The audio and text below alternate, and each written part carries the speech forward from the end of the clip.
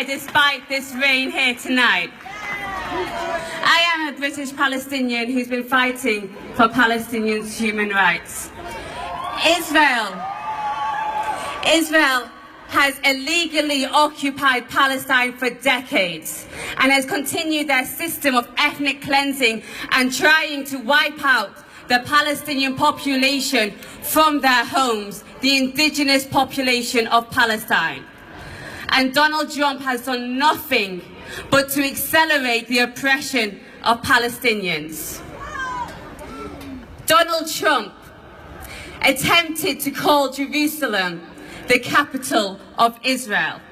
Jerusalem has been illegally occupied by Israel, by a terrorist state. And at the same time, when Donald Trump moved the US Embassy to Jerusalem in order to try and accelerate calling it the capital of Israel, when we all know it is the capital of Palestine, and Jerusalem will always be the capital of Palestine.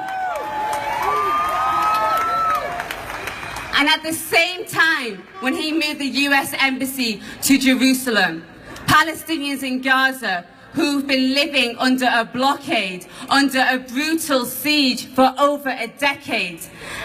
And when these Palestinians marched to the border which has entrapped them under this brutal siege, under the siege which has limited them to 3 hours of electricity a day, has stripped them of their basic rights to even clean water, where the majority of their population are children, and when the majority of the population have been forced away from their homes from other parts of Palestine. That's right, 80% of the Palestinian population in Gaza are refugees. And when the Palestinian people marched to the border and were getting shot at for simply demanding their basic rights to freedom and their basic human rights, which is stipulated under international law, Donald Trump was moving his embassy to Jerusalem.